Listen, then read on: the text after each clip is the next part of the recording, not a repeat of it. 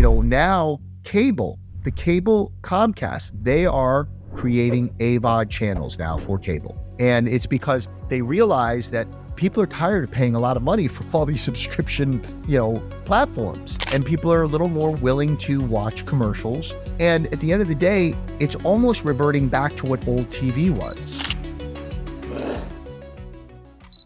Hi, my name is Spero Stamboulis. I am a film producer, and about 7 years ago got into film distribution, and want to be able to share and shed some light on the different aspects of film distribution combined with film production. Okay. We'll get to the distribution soon, but can you tell us a little bit of how you started your career? Like how you got into the industry? All right. So I'll try to keep this brief. Almost 30 years ago, I had gotten a minor in theater and was working in corporate America in New York City, and happened to get discovered in the street and got picked up for a TV show. And I thought that it was going to be that easy. Fortunately or unfortunately, it was not that easy. But I did get a couple really great breaks, and I worked on some soap operas and some commercials, and had a fairly successful career. But as time started going on, there was lots of ups and downs. I, kept getting called to producers for different TV shows and different movies. And I realized, who are these producers and how do they have all this power? I was working on a movie. The director, I overheard the director, and who I assumed was a producer. I had no idea what he really did, but I knew that he was someone in power, and they needed a location. And I overheard it, and I had a friend that had the location. So I went up and I said, "Hey, are you guys looking for a bar?" And they said, "Yeah, why?" And I said, "Well, a friend of mine owns a bar. Well, his parents own it, and he manages it. He's in my acting class. If you want, I can find out. They don't even open till 6:00. And they said, that would be amazing. So we ended up talking to him and locking in the bar as one of the locations for the movie I was making $100 a day on. And then they had ordered a vehicle for this scene, and it was a classic vintage car. But the intention of the story and the director was they were looking for a luxury car, not like a Mustang or a Camaro. They were looking for like a Jaguar. And I said, "Oh, a buddy of mine collects vintage Jaguars." And so I made that introduction, and lo and behold, they ended up using that car. And then they needed a house in Malibu. And I said, "Oh, a friend of mine has a house in Malibu." So by the end of the movie, the producer on the movie approached me, and he said, "So how long have you been producing?"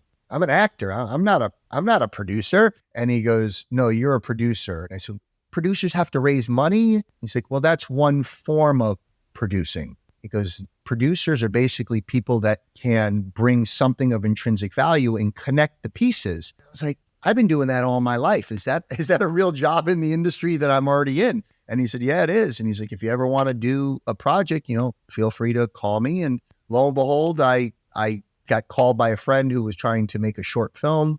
I called this producer. He came on board. He kind of gave me a little bit of tutelage and walked me through some stuff. And then about 7 months later, contacted me and said, "Hey, I'm working on this movie. Would you like to come on and produce it? You're not going to make any money. You're going to work really hard and blah, blah, blah." And I was like, it sounds like an opportunity. So I did that. At the same time that this was going on, I was doing production coordinating and commercials. So I had a little bit better understanding of the game of producing. And I did that first feature, and that was in 2007. I've produced almost 20 movies now since then. And that's kind of how I got into the producing game. And then the distribution, came after dealing with many movies that I worked on, either my own or partnered with other filmmakers. That the distribution aspect of filmmaking is a very challenging one, and I can go more into that, but I want to kind of lead it over to you again, and I can go back into the distribution. Okay, and going back, this is back into your acting career. One of my favorite movies is Boiler Room. Can you tell us a little bit? I know you were an actor, you weren't a producer on that, but how that came about and kind of a little bit about that film? That is actually an incredibly interesting story. So when that movie was getting ready to be made, They actually had a casting in a trade publication called Backstage, and it was before any of these digital things. And I saw it, and they were looking for actors that had great wardrobe, meaning suits and stuff, and any actors that may have had some sort of stockbroking or finance experience. And so I went in for an audition, and they had me read some copy. And then they asked me about my wardrobe, and I was like, oh, well, I was a stockbroker, so I have all these suits that I don't really use anymore because I'm an actor now. And they're like, oh, well, do you mind giving us a kind of an improv of how, how you'd work? And, just did what I was doing when I was a stockbroker, which is basically talking to clients and trying to get them to buy certain stocks. And they were like, you were so authentic. I was like, I wasn't acting. I was just doing what I knew what to do as a stockbroker. And so I ended up getting cast for the movie, which was super exciting. And actually 2 other guys that I knew who were stockbrokers that transitioned into acting also got cast in the movie. And then it was this waiting period. We were waiting, and then we got contacted by casting, and we got contacted by production. They said there's been some delays and there's been some changes. With that being said, I was like, okay, well, things happen. And they said, no, this is a good news. The budget's going up. It's becoming a bigger movie. It was supposed to originally be a very low budget independent. What happened was the director/producer, a gentleman named Ben Younger, he, I believe it was his aunt, was next door neighbors with Ben Affleck's mom and got him the script. And at that point was when Good Will Hunting had just come out, and Ben really got some real notoriety. And so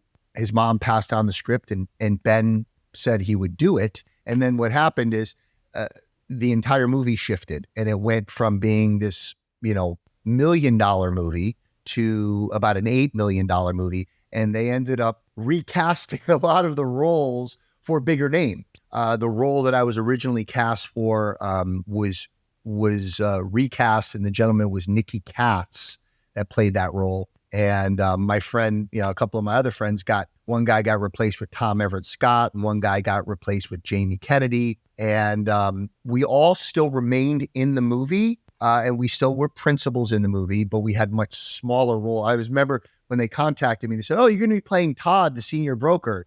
As an actor, you're like, you don't read the script. You're looking for where your part is, And I'm like, oh my God, I don't have lines until page 30. Well, I was like one of the main guys. But realistically, as I look back at it now, if it didn't have the actors that were in it, and it was done for, I think it was $750,000 they were going to do it originally, it probably wouldn't have had the fame and got the notoriety that it did. And again, that story is the same story that Wolf of Wall Street is based on. And it was a great experience. I worked on the movie for a month and a half. It was so much fun. It was by far the biggest movie I had done to date.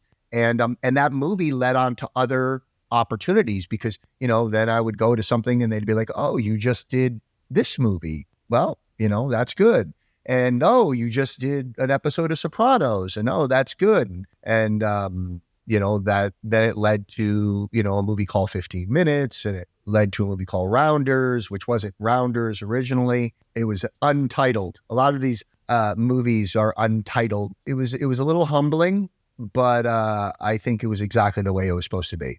And Clear Lake, was that your first movie you produced? Yes. So Clear Lake, Wisconsin was the very first movie. I remember I said that the producer said, hey, I'm working on this low budget movie, and it's a bunch of newbies.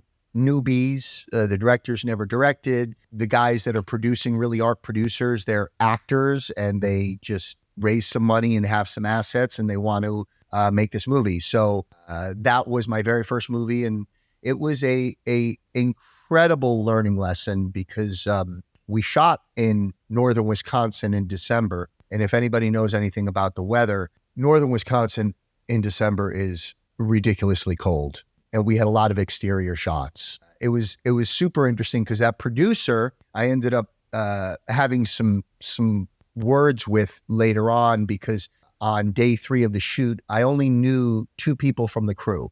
I didn't know anybody. I came in blind. I came in very inexperienced. Like I said, I had done a short film. Now, I had been on set a lot. I had done quite a bit of acting, and I had done some commercial production work, but I didn't know how to really run a set on a movie. And day 3, the producer came over to me and he's like, I just want to give you a lot of credit. You are doing great. This is not an easy movie. We're dealing with weather. So I'm catching a flight tomorrow to leave to go make another movie. And I was like, what do you mean? And he was like, well, I have this other movie and I got to go do it. He's like, you have this under control. And I was like, do I really have it under control? Because I don't know what the hell I'm doing.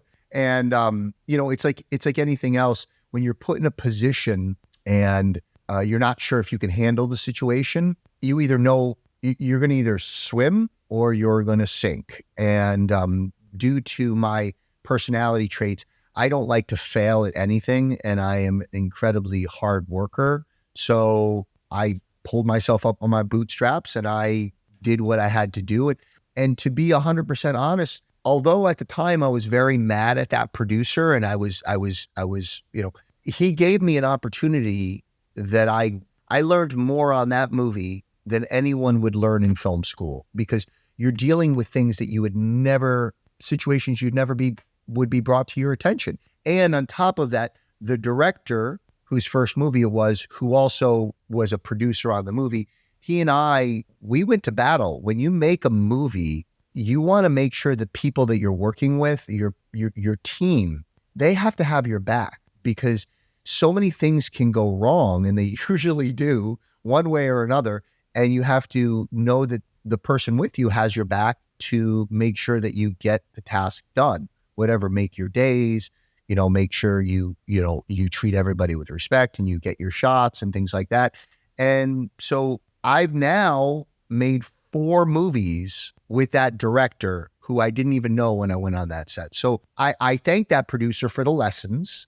I thank him for kind of pushing me out of the nest like a little bird. And interestingly enough, we signed with a not so good sales agent and got a not so good distributor, and we really didn't make any money on the movie, which was very disappointing, because it was a good little movie that we made for a very low budget, and we had some actors in it, and it was well shot and well produced. But the good news is, now that I've gotten into distribution, I was able to revisit that movie because when we released it in 2009, and again, I don't want to get too far into the distribution thing, and I can touch upon it later if you want to go into another question, and then we can circle back on but the distribution I do want to get into. Obviously, from there, I know you've done a lot of films. Is there anyone in particular, like something that kind of happened on set that you had to overcome that was really like a big struggle? Every movie I did. Usually how it worked? Interestingly enough, I did a movie that I was brought on. The producer was a very dear friend of mine. He basically was given an opportunity to produce this movie, and he had never produced a feature, but he had a very good understanding of what to do. And one of the reasons he got put in charge was because the director / producer, who also was the person who brought the money, or at least brought the money person, he was a very challenging person to deal with on set. And I don't need to go into his personal things, but it kind of goes along with what I said earlier, that you're going to battle with these people. You're going to battle with the director and the producers and the DP. And you have to understand that if you are the type of person who gets stuff done, you want your team, I don't care if it's a PA or the director or another producer, you want that team to work as hard as you and also have the same, mentality of, hey, we have to get this done no matter what. And this guy had a substance abuse problem. And he started, I brought in my equipment guy, and I brought in a lot of my crew to work with this one producer who brought me on. And by day 3, the director was using substance, and it altered his state. And he started doing many inappropriate things to crew members. And I had to, now here's the thing, technically he hired me. He's the guy that brought the money, and he probably could have fired me, but I had to call him on his shit because, he was basically harassing young girls on set, a wardrobe girl and a makeup girl. and they felt unsafe. And when you're a producer, especially on a low budget movie, that's your crew, that's your family, especially if you hired them and brought them in. So you have to be responsible for them. So if someone is doing something that causes a disturbance in that, it can be a domino effect, and you could lose half your crew. You could get sued. Anything could go wrong. So that was a very challenging thing, because I had to confront him, but it was kind of like confronting my boss. But instead, I just came from a position of power, and I said to him, I said, listen, if you don't change your behavior, you don't change what you're doing, I'm going to take my equipment guy and I'm going to take my crew and I'm going to walk away. And he's like, no, you won't. Yes, I will. And the other producer and I ended up talking to the investor, and then the investor went back and scolded the director/producer, and he changed his behavior. That was something that was a very different kind of issue that I had on set. I mean, there are other movies where, Clear Lake was one as well. I mean, there's so many movies that things went awry and we had to deal with it. I mean, we were using a van on Clear Lake that we literally gave a guy a case of beer and he let us use his van. And this is how low of a budget it was. The director we took out the front seat of the van. The director was sitting there with the DP as the actors were all in the van. And I was driving the van, and it's snowing out. The whole point is it's supposed to be this abandoned town, and there's this blizzard. And we're going towards a school where the next scene would be, doing like 15, 20 miles an hour. And they're, they got a boom guy under the seats, and they have you have way too many people in this van that is probably not safe. And I go to hit the brakes, and there's no brakes. And I'm like, I start to panic, but I don't want to tell the director, because a producer's job on a movie, or one of the producer's jobs, is to make sure. I always describe it as you have your director here. Okay. He's the main, or she's the main person. Okay. And then the right arm is usually the assistant director, and the left arm is usually the director of photography. And I always say it's like they're walking backwards quickly. And a producer's job is to make sure that nothing gets in their way to slow them down. And they should know if there's a fire going on, if there's a problem, a good producer will make the problem go away before anybody else knows that it's a problem. And that's, I think, a special skill of a producer, is to be able to put those fires out so it won't affect the day of shooting, so to speak. And then there's all sorts of things. I mean, I did a movie called Warning Shot, probably one of the bigger movies that I've done. And, I look at all the things that I don't want to say went wrong, but things that were not as we planned. And when that happens, again, you have to adjust. You have to figure out what is the best way to handle a situation, because I always say, I never say never, and I never say always. If you say nothing, it's never going to happen. Well, you know what? It might happen. You don't know if you're going to get a flood, if you're going to get downpoured rain, or, an actor finds out something, something happens to that actor in their personal life, and then they have a breakdown before going and shooting a scene. How does the producer or the director calm that actress or actor down to be able to focus? Because if they don't calm down, you don't shoot the scene, and then you fall behind. And if you fall behind, it's dominoes. It just you're not going to catch up, especially on an independent film, because you don't have the money. On a big movie, that's what people always say. I've had some people say, oh, I've made a movie, say, for example, I'm not J.J. Abrams. I'm not making, $25 million movies. And I've gone into some meetings and they said, well, you've never made a $10 million movie. I've made a $2 million movie. And they said, yeah, but it's different. And I said, the difference is you have more people to help you, and you have more money to throw at any problems that come up. If you don't have the money to throw at a problem, you have to try to figure out how to solve that problem without adding a day or 2 or 3 days of shooting, which is what people do.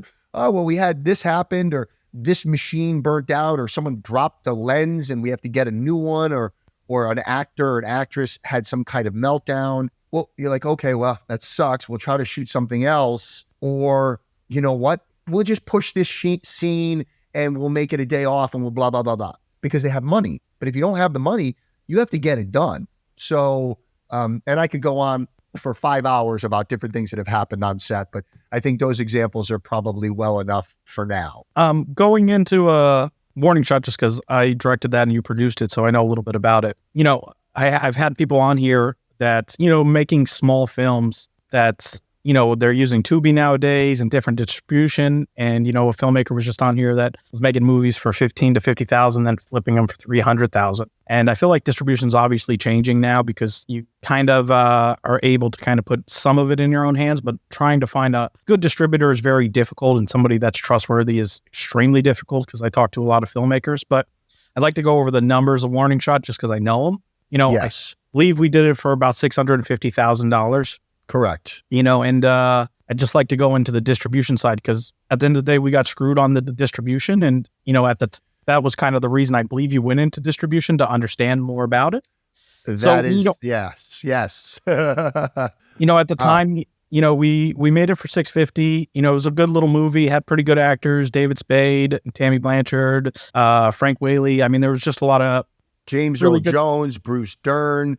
I mean, we had half the cast from Field of Dreams, and we had Academy nominated actors that were in the movie. I mean, we had big names for a very low budget movie, and I think that we executed something pretty amazing. And it was unfortunate that, and this is one of the big things about distribution. And like you said, one of the reasons I got into distribution is because every time I made a movie, somehow we ended up on the short end of the stick, either from a sales agent or a distributor, or we didn't get accurate reporting, or we didn't get reporting at all, or they buried costs with something called returns on DVDs, or they inflated marketing that they didn't spend money for, or there are certain intrinsic costs that go into a distributor has to pay a certain amount of money to get a movie onto all the windows, which is the platforms. And I'll go into that after because I think that would be very informative for the audience to understand the different platforms. You mentioned Tubi, and that's down the road when it comes to platforms. And obviously as smaller movies, there's more opportunities now with what is called AVOD, which is what Tubi is. But along with Warning Shot, we went with a company that we thought we had somebody on the inside. We thought we had done some due diligence, and much to our surprise, the movie did very, very, very well. And I have the exact numbers because we sued them. We had some insider information that the movie was performing very well. Plus, even just on general things, you could search the movie, and there are different websites that you can't say, oh, this is an exact number. But if you go to a site called The Numbers, for example, site, is a fairly accurate. So if you see that and it says, oh, my movie made $1 million and you haven't seen a dime yet, let alone getting a report, or you get a report and the report is inaccurate. But we didn't even get report. And I have no problem saying what the company's name is. I don't know if you want me to or not, but I'm going to talk about the numbers of it. I mean, okay. When we first started, we get the film finished, was, it was a very difficult process as it is. The funny thing is, like, I'm at a marketing job at this point of my life, doing marketing for a company. I take off a couple weeks. I tell my boss, like, hey man, I put all my money on credit cards. I spent every dollar I have to make this film. I really need this job when I get back. I end up getting back and they fire me. So that was a good thing. Yeah. And one thing that ended up happening from me getting fired is I had a credit card that was actually under the company's name, and they ended up taking $20,000 out of the bank account without us ever knowing, like just grabbed the money because I couldn't pay. I had no job. So that was one thing that kind of was a struggle, but let's get into the distribution side of it. But, we go into it. I believe Grindstone/Lionsgate offered us like $150,000 MG. That's exactly what they did. Yes. And then, from there, I think we probably could have pieced it apart and did different stuff now, knowing what you know in distribution, maybe not. But now, with what I know now, what I've learned in the last 6.5 years, that movie could have been enormously successful, opposed to it being nominal. And the only reason it's gotten any success is because I learned about distribution and we pulled certain rights and were able to squeeze some money, and we're still squeezing money out of it. But the big money was pretty much taken by the one distributor that we had gone to. Sure, we sold the rights to DVD, which on the numbers, not saying they're accurate, but it says that DVD sales were 1.8 million. We obviously see none of that, and we've ended up having to, sue the company and been in a lawsuit for years, as it gets dragged on. So I just want people to understand, like, before you sign a contract with somebody and before you really go out there, you really have to talk to other filmmakers that have actually worked with the distributor and see, like, does this person pay? Does this person give accounting? Does this person do this? And then, we ended up getting screwed on this, but how, if today we finish that film, how would you do distribution today? I would do it completely different. First off, the one thing I will advise to all all filmmakers, but independent filmmakers is, listen, do your due diligence when it comes to, signing with either a sales agent or a distributor. And what I know now, and again, there are some honest distributors and honest sales agents out there. They're far and few between because it's a very murky water, and there is a lot of gray, which allows them to manipulate numbers, and they know there's going to be a whole crop of new filmmakers coming in. So if they burn a couple, okay, whatever. But how I would do it differently, and again, kind of where we came at, we originally were looking because we didn't have a very good sense of any distribution companies that were honest. And we went, and a lot of people now are looking into this. And when I talk to filmmakers on the distribution side, they're like, oh, well, I think I'm going to go with Film Hub, or I think I'm going to go with, I want to self-distribute because I don't know any honest distributors. Now, you can do that. But if you have a real movie like we had with real actors, and again, you have a $50,000 movie and you have nobody in it and the production value is okay, and you just want to get it out, okay, but if you have a movie that warrants an MG from Lionsgate or Grindstone for $150,000, that means that Lionsgate, Grindstone believes that movie's going to make at least $750,000. That's what they believe if they're giving you a $150,000 MG. And at the end of the day, they're going to bury about $500,000 in that. So you get the $150,000, your movie has to exceed $750 before you're going to get any overages. And I can go more into that and how that happens if we have time for it, or if you want me to talk, or we can do it whenever. But there are different windows. So you wanted to ask a question. Go ahead. So if I was a new filmmaker kind of starting out, finished my film, you would say, like, what would I go do? You think I should go to the markets? You think I should kind of just email people nowadays? I feel like a lot of stuff's online. What would you kind of do? So going to markets, I think is overwhelming, and I don't think it's that helpful.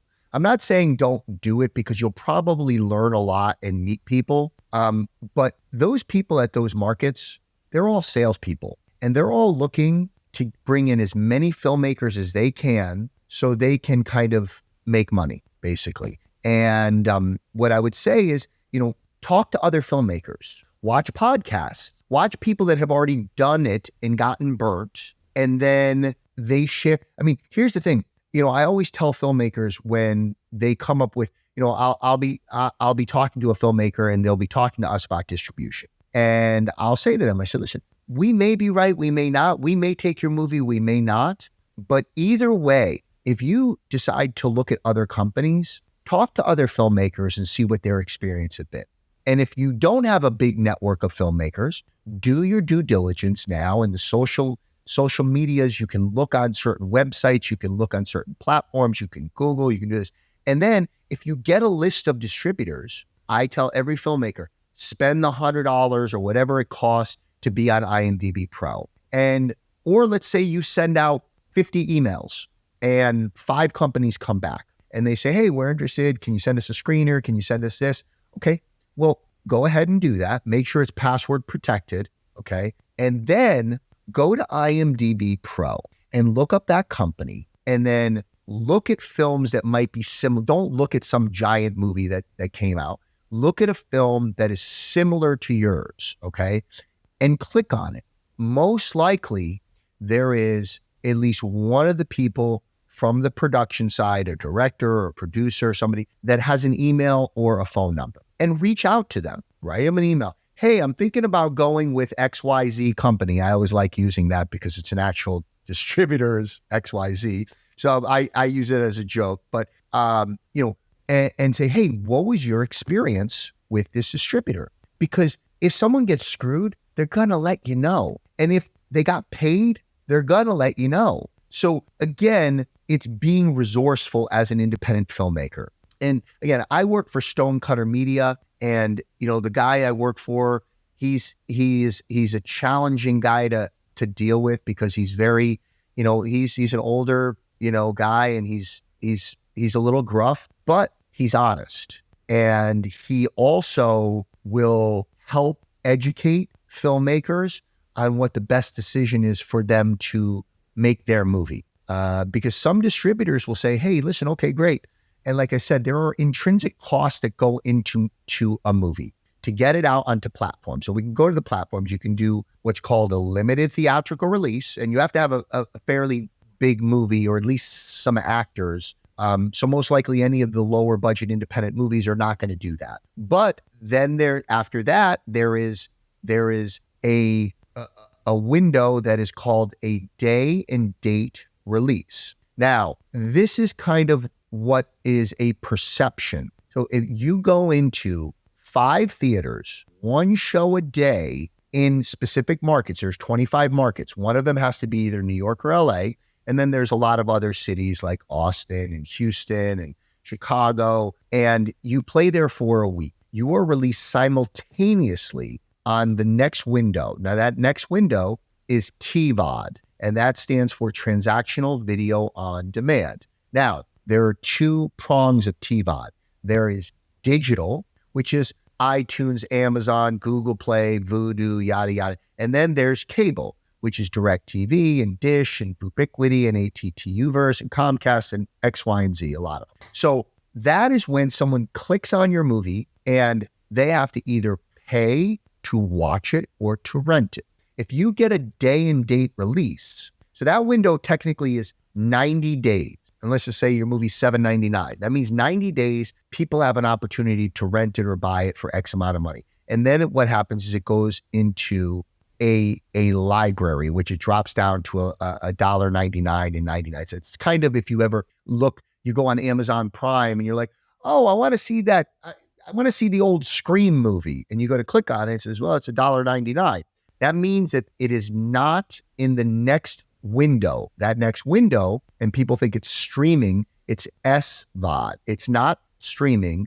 It is subscription video on demand. And that is, Netflix and Amazon. And, there's so many of them now, I can't even go into the list of how many. Those platforms and that window tends to be what's called a licensing window. Very rarely is Netflix buying your movie and making it an original, but they'll give you X amount of dollars. For example, Warning Shot went on to show, there were other offers on the table, but Showtime offered us the most money, and that was a subscription base. And so our movie was on Showtime. Usually that's anywhere from a year to 2 years, and they give you a certain amount of money, and you cannot go on any other SVOD platform. And also, and this is when I first got into distribution, there was this new area that was growing, and that's AVOD, which I will go into that as well. But you can't be on an SVOD platform and AVOD at the same time, because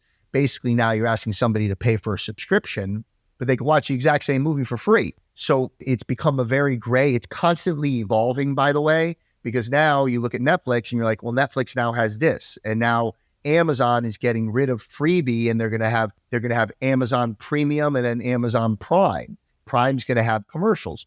That's just changed in the last, less than a year. But while that is also happening, while your TVOD is happening, that 90 or 120 day window, and I wanted to go back that if you do a day and date release, you get an additional 30 days at a premium rate. So let's just say the 90 day window would be $7.99 to rent it and whatever, $12.99 to buy it. It's $9.99 for 30 days. And that's because you have now created a perception that the movie is in theaters now. And so what happens is you have that extra 30 days and audience members will say, oh, wow, it's got to be, I haven't seen anything about it, but it's got to be pretty good because it's in movie theaters. So that's kind of a little game that some distributors play to help with sales for films. Now, I would recommend, and this is what I've heard from the guy that I work with, and you should absolutely unequivocally, unless you're going straight to Tubi, okay, or to one of the AVODs, if you're going to TVOD, if you're going to a transactional video on demand, 100% you should be having a theatrical release. People are like, well, I can't get a theatrical. My movie isn't. You need one theater, one show. You could be in Bumblefuck, Iowa, and put in a 10 o'clock show, and you now are a theatrical release. And what that does is, in the breakdown of movies going up onto the platforms, falls into a different category because it was in theaters. And again, part of it is perception, but also part of it is exposure. You get put into different folders and people will look at your movie differently. So that's what, kind of happens there. Now, during that TVOD window is also when people strike DVD deals. And we can go back to that if you want, Dustin, about the numbers that happened with Warning Shot or not, but which I have too many details because I lived with a lawsuit for over 4 years. But you're pitching your DVDs. Well, I'd like to ask you a question about, could you give us one or two red flags that you think come up with a non-good distributor? Meaning, like, one that comes off the top of my head is, when people get numbers for, say, a $50,000 or $100,000 movie, and they're saying, "Oh, we're going to get you $3 to $4 million." Okay, so unless it went to Sundance or South by Southwest, yeah, you're not going to get that. So there's a bunch of red flags. First off, if anybody gives you a time limit, you need to give us an answer in 2 weeks. Most likely, they're putting pressure on you. Maybe if it's a foreign sales company and there happens to be a market that's coming up, maybe there's a reason for them to pressure you. That's the first thing. The second thing is, if a company says, and you get a contract and it's a 7 or even a 5, but 7 to 15 years, most likely they're trying to screw you, because most honest distributors have 1 to 2 year distribution deal. And it's because if you're unhappy, you can go somewhere else. And that's where, but if they're an honest distributor, they know you're going to remain happy, so you're going to stay with them. So then you re-up. And that's one of the big things that I've seen, because again, now in distribution, I'm dealing with, I don't want to say thousands, but hundreds of filmmakers. And many of the filmmakers that have come to us have gotten screwed by, and I have a list. I kid around, but I say my it's a do not fly list. And that do not fly list is getting longer and longer and longer, because a filmmaker will come and say, "Oh, I worked with this company and they didn't provide reports. I had to sue them." Or, the reports they provided were inaccurate, or this. And I'm like, "Oh, wow, there's another one." And then someone else is like, "Hey, and filmmakers keep coming to us, and they've been on the short end of the stick on so many movies." That's as far as distribution. Now, sales agents are someone different. And again, I don't want to get into a big tangent of the difference between a sales agent and distributor, but I do believe, and again, if you want to do it for another episode, Dustin, it's a very important thing for filmmakers to understand, because many times sales agents portray themselves to be distributor, and they're not. And the thing is, if I'm a sales agent and I take your movie to a distributor and my commission is 25% as a sales agent, well, the distributor is going to probably take 25% too. So that means if your movie makes $100, you're already paying out $50 to a sales agent and distributor. It's ludicrous, but sometimes sales agents make sense for specific types of movies, because they might be able to get you into a distributor that you would not be able to get in unless you had somebody who made the introduction, or because they have an understanding of what the value of your movie is. They also, most likely, when they go to the distributor knows, well, we're not going to be able to pull the wool over on these guys, because these guys send us 20 movies a year or 50 movies a year or 5 movies a year. And they also don't want to burn that that sales agent, they don't mind burning a filmmaker, but burning a sales agent means that they could be cutting a lot of the flow of movies to them. So again, I don't want to go into the tangent on that. I do want to kind of go more into the way that movies are distributed, and then also what you were asking. So those are two things. I say to all filmmakers, do your research, go on to IMDb Pro, try to find, and if not, go there are websites, there are groups on Facebook and things like that of distributors that have been dishonest. And also make sure you spend the money to have a real entertainment lawyer go through the contract. Because here's the thing, I'm a smart guy. Dustin's a smart guy. We don't know the lingo and the language and the pitfalls that we may not be able to recognize. A good entertainment lawyer is going to recognize it because that's their job and they see it every day. And what happens is these distributors or sales agents slip something in on paragraph 3 on page 18 that you missed. And then that is, okay, well, if this happens, yada, yada, yada. And you don't know what it is, but whatever that is. So that's a sign, again, and if you have a lawyer and your lawyer redlines it, which basically means your lawyer goes through the contract and says, this doesn't seem to sound good, this doesn't seem, and you send it back, if the distributor gives you a lot of pushback, most likely it's because they're realizing they're not going to be able to screw you. And that's another red flag, so to speak. The other thing is like you said, if you have a movie and you made it for $100,000 and you don't really have any big actors, and they say, oh, this thing's going to be great, it's going to make more money. I mean, when Clear Lake, when we went to a sales company, they were projecting, I mean, oh, this thing's going to make $500,000 in foreign. It's going to do this, and we're going to do this. And how much was that movie made for? We got $16,000 in foreign sales. Okay. How much did you make the movie for, though? We made the movie. Technically, we made it for $98,000, and we technically made the movie for $73,000, and then we paid Michael Madsen at the time, who was not saturated at that point, a chunk of money because we needed it. What happened is we had the movie pretty much done, and we were being told by distributors that we had a guy named Paul Ben Victor and a couple other actors, but they said, listen, they're not big enough names. You need a bigger name. And so the producer that actually brought me on is like, hey, I have a relationship with Powers Booth. I have a relationship with Michael Madsen. I have a relationship. And so we were like, okay, we were talking to the distributor that we had talked to. And they said, well, if you can get Michael Madsen. So we got Michael Madsen, we paid him, and we ended up, the thing is now, and this is what I've learned, you need to have, if you have an actor in your movie, they have to have anywhere between 12 and 15 minutes of screen time constitute that actor in your movie. Because if you're in there for 3 seconds, then it's not a Michael Madsen movie. We shot him and we peppered him through the entire movie because we talked about a character that was never seen. It was, the story is this priest basically convinces these kids that these people are bad and they kidnap them, and kind of like a David Koresh thing. And we only talked about that character because we knew we may need to put someone in there. And so what we did is we shot them all in one day. We put them in 5 different outfits and we shot the shit out of them.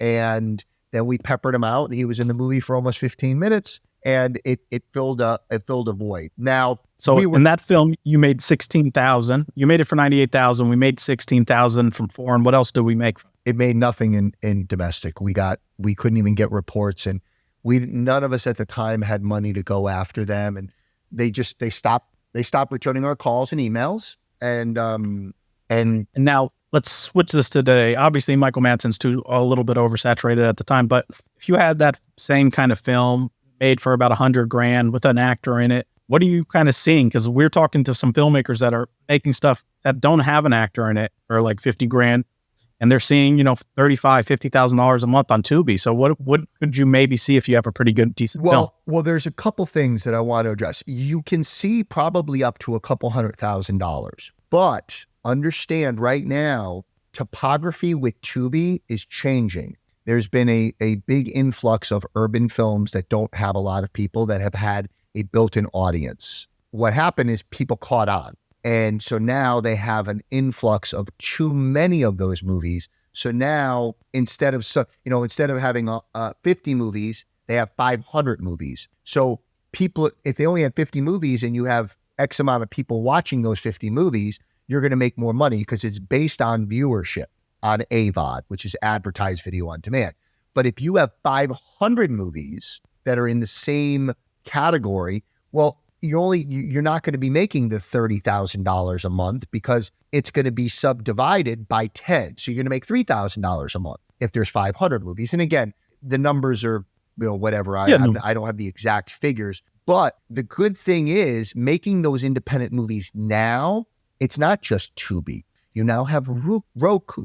You have YouTube with ads. You have Paramount. You have Peacock. Because if someone is on DirecTV or someone is on Amazon Pay, okay, and they look at a movie and it looks okay and it looks like there's an actor in it, maybe not, whatever, the genre looks good, the trailer looks good. Someone goes to click on it and it's $9.99. Someone's going to go, do I really want to spend $9.99? I don't really know much about this movie. I'd rather go watch the Mission Impossible 2 or Mission Impossible 5 or whichever one's out. But when a movie is free, then someone looks at it and goes, oh, well, yeah, it looks pretty good. And I don't really know. Oh, it's got that one guy in it. Yeah, I might as well watch it. Now, of course, you have to get a lot more views to constitute the money that you'd make in a transactional. But people are willing to be more accepting of a movie that may have a lower production value or may not have quite the stars in it if they're not paying for the movie, which is why I think for this time right now, for independent filmmakers, it's a great opportunity because it's not, and again, I said the whole topography is changing. The AVOD is changing, the SVOD is changing, but now there's a whole other area that's opening up, which is going to be these fast channels. And we're learning, I mean, I've been on a bunch of calls with them and not only the fast channels, but now there is Samsung is going to have its channel and Vizio is going to have its channel and Sony's going to have its channel. The TV manufacturers have realized we have a captive audience where if you have a Vizio TV or I have a Samsung, okay, you click it and it goes to your page and you have Netflix and Amazon and whatever other Disney and all the other platforms. Well, the new TVs are going to come out and it's going to be Samsung TV and it's going to have all of their movies and all of their content and all of this. And most of it is going to be under the AVOD platform. So before you go to Netflix and before you go to these, the TV ones are now, so it's another area. And we've been having calls after calls after calls with these TV manufacturers because the guy that I work with has an enormous library of movies. I mean, he has stuff from John Wayne movies and Ringside Sport. He's got thousands and thousands of titles. And so these companies want big libraries. They don't want just one movie. They want libraries of movies. So these distributors are saying, okay, take my library and give me X amount of money, or take my library and give me a small amount and I want a piece of the pie, or whatever that the negotiation is. So it is changing every day. Literally, I've been on calls from 3 weeks ago to today that, now the cable Comcast, they are creating AVOD channels now for cable. And it's because they realize that people are tired of paying a lot of money for all these subscription, platforms. And people are a little more willing to watch commercials. And at the end of the day, it's almost reverting back to what old TV was. Linear TV was, you got something on there and there's commercials in between. And the advertisers are the ones that are paying the network. And then the network is taking that money and they're giving it to the distributor. And the distributor is then giving it to the filmmaker. And again, I don't pretend to know it all. I'm learning every day. And I'm so grateful that I'm in distribution because as much as I enjoy making movies, I have the mindset of being able to share knowledge with people and educate them, and especially filmmakers, because it is such a murky area and filmmakers are constantly being taken. I know I've been one of them. The movie made almost $1.8 million and we were told by the distributor on Warning Shot, we owed them $220,000. Where is the justice in that?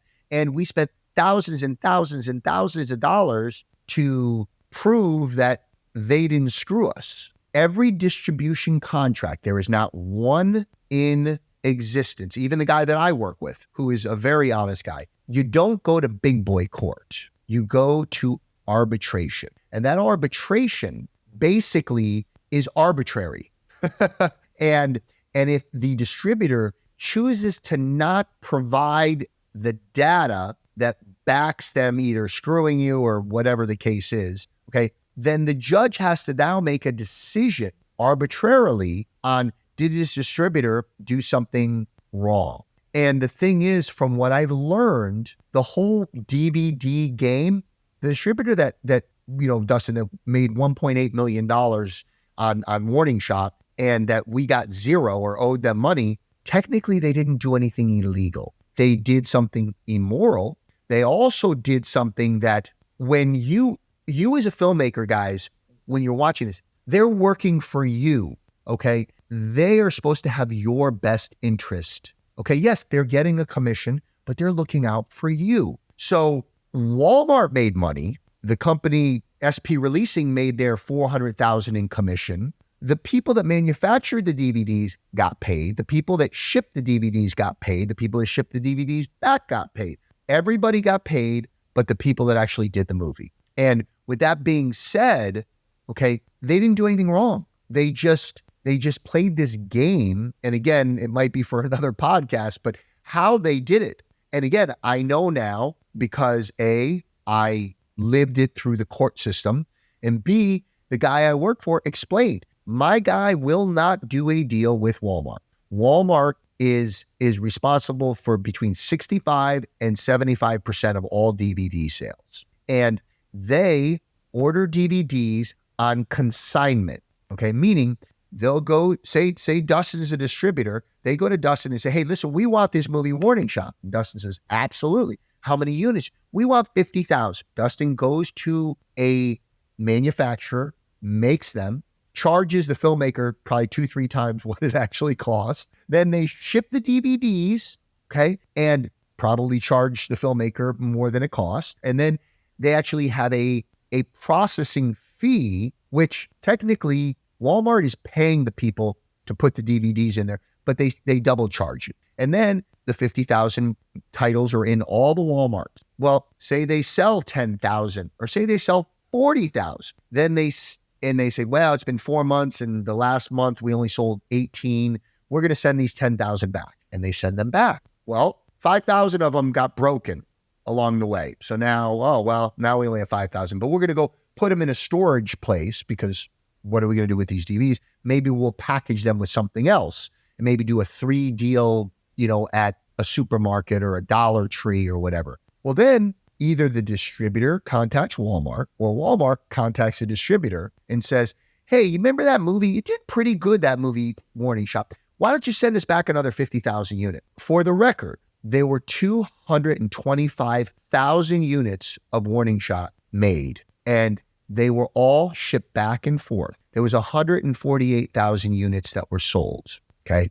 So that means that they just kept sending DVDs back and forth, back and forth, back and forth until they ate through all the profit that would have come to us. And here's the thing, the distributor made their commission. Walmart made their commission, okay? All the people in between got paid. The only people that didn't get paid was us. Now, I kind of touched upon self-distribution. And if you have a little indie movie and you have nobody in it, okay, and you don't have any marketing dollars, and, it's going to be hard for you to go to a distributor. You might go to a company called Indie Rights, which if you look at quality of movies that they have, they're very subpar, but they do pay. And I'll say that, and I'll give them that kudos because I know enough people that have put movies through there. And I've had some filmmakers that have come to us with some movies that are real movies, with some, like a horror movie with Tony Todd and someone else. I don't know. It was someone who was recognizable in the horror one. And they're like, well, I think I'm going to go to Indie Rights. And I said, okay, Indie Rights doesn't do airlines. They don't do hotels. They don't pitch any SVOD licensing deals. They have no TVOD. So they don't have cable. They don't have digital. They pretty much put you up onto the AVOD platforms. They might be able to get one or two TVOD in the digital, like the Amazons and the iTunes. But you've now left this much amount of money off the table. And what happens is a lot of times if you go to a film hub, it's the same thing. If you have a little movie, it might make sense to do that. But if you have a movie that has a really good genre, it's well shot, even if you don't have names in it, if you have a little bit of money from marketing and you have a hook, then you should be going with a real distributor, and obviously an honest one. And I tell filmmakers when they come to us, I say, listen, if we sign your movie, it's not going to change my life. It really is not. I'm going to still be able to pay my bills if you don't sign with us. But before you go anywhere else, just shoot me an email, give me a call, because I want you to stay away from certain people. And that's just the way it goes. And to me, I feel like that's my part to be able to help filmmakers is, again, if they don't come with us, okay, we got plenty of movies. We're putting up 3, 4, 5, 6 movies a month, if not more. And we're releasing a Johnny Depp animated movie. We're doing just fine. But, and I'd love to get your movie. If you have a good movie, if it's a good genre, there's an opportunity for us to help you and for us to make money. It's still a money business. It's all about, hey, do you have a product that we believe we can sell and we can make money off of it, and you can make money? And then the guy I work with will basically explain, hey, this is what you want to do if you want to make the most amount of money on your movie. And he'll explain it, and he'll say, hey, we've had some people that have come to us and they've had a decent movie or not a decent movie.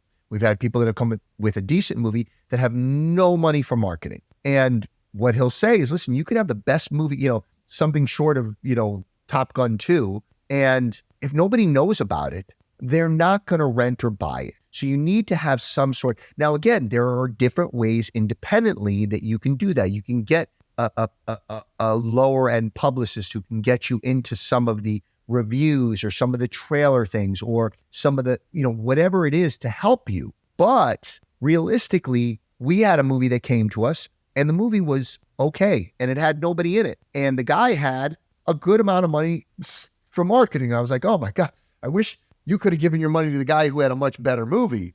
But Steve advised him, so listen, you don't want to spend that money.